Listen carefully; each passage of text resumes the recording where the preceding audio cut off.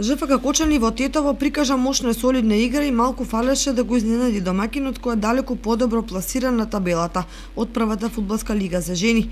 Имено на полувремето кочанчанки водеа со 2:1 и беа на добар пат да ги освојат бодовите.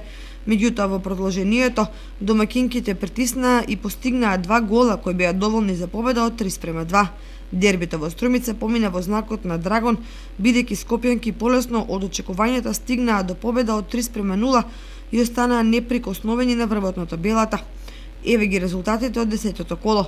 Тетово Кочани 3:2, Прилеп Каменица Саса 3:2, Тиберија Драгон 0:3, Топ гол Љуботен 12:1, Ас Юнајтед Спортски центар Истатов 0:3, Борец Речица 0:7 и Плачковица Атлетико 2:4.